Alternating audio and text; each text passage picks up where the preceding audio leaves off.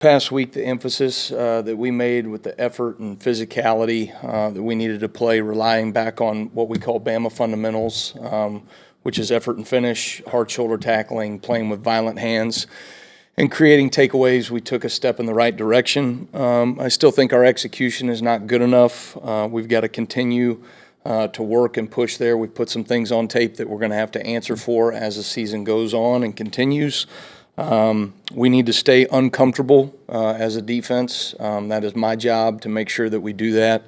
I think our coaches have coached with a great edge.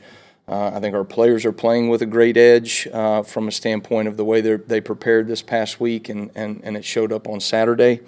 But good teams improve, and you do that by moving and operating with purpose, and I think we need to continue to do that. Looking forward to a good opponent in Wisconsin, a team that we played last year. They look very different on offense in terms of some of the things they're doing schematically. Some of their personnel is the same. A number of guys are different, including the quarterback position.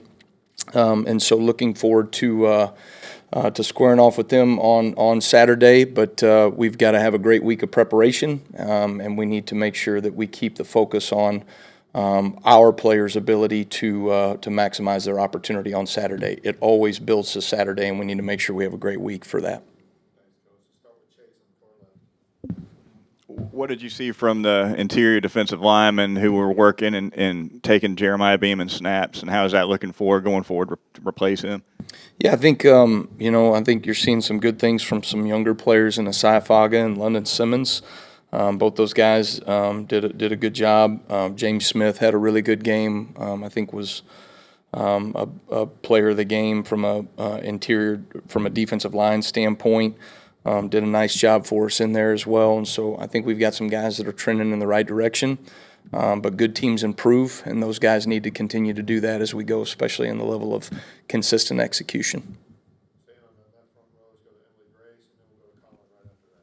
Coach, what do you feel like is preventing you guys from ending those quarterback pressures with a sack?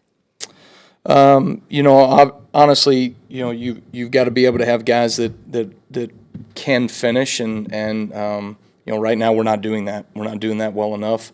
I think angles are a huge piece to that. I think closing space on a quarterback is a huge indicator, right, of having success. But right now we're letting quarterbacks. We can flush them out of the pocket, but we're not doing nearly a good enough job of getting the quarterback on the ground. We had 12 TFLs in the game the other day with no sacks. I don't know if that's ever happened, at least in my experience. And so we got to do a better job. I've got to find a way to get the quarterback on the ground in terms of what we're doing schematically, and so I need to help our guys out in that regard. Hey, Kane. I'm curious. Thinking back to that first drive, you saw, James Smith kind of show enthusiasm, Justin Jefferson kind of show enthusiasm. Did you see an increased kind of fire or vigor in terms of responses to big plays from whether it's on the field, sideline? Was kind of the energy up in that regard? Did you see? I thought our players met the standard of effort, physicality, passion that we've established here defensively, and that you have to play the game with defensively. And that's the standard. It's the expectation, and I thought we got them.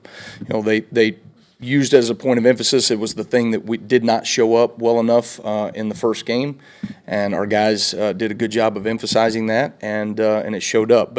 But again, that's who we are as a defense. That's who we should be, and so the standard is a standard, and it was met this week when it was not in week one.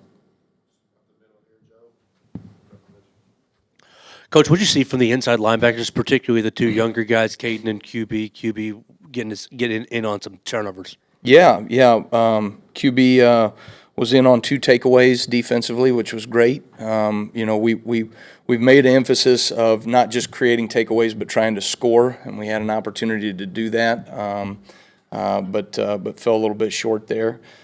So I think a tight end chased him down, so we kind of gave him a hard time on that one. But I think one of the big emphases in the offseason is creating forced fumbles and punching at the ball, and QB did a really nice job of that. That last takeaway that we got did a nice job of coming in there and punching the ball out.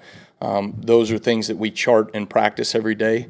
And he's a guy that continues to do those things in practice, and then it showed up on game day. So you always want to be able to reinforce your messages, right? And so when you can show guys, hey, he did this in practice, and then all of a sudden it showed up and he got production on game day, that's a good message. Just how do you view Dre Kirkpatrick's fit at safety as opposed to Husky, and is there a coaching point for his targeting hit there? Yeah, obviously, I think Dre did some good things at the safety position the other night. He's been doing that all spring. He's been doing that all fall camp.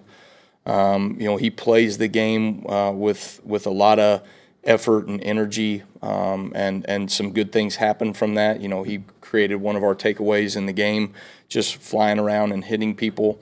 Obviously, when you're moving, towards a ball carrier in the manner that he was in the targeting call, if you just can't leave your feet, and put yourself in a position to eject, right, with your with your helmet being the first part of your body that's going to make contact with the ball carrier. And so those are the things we talk to our guys about, making, taking the extra step, right, not leaving your feet. That's bad football in general. But taking that extra step to make sure that we don't launch, that we're moving through the tackle instead of to the tackle, and so that's a point of emphasis that that we made with him, and hopefully we get that cleaned up. All right, thanks guys. Roll Tide.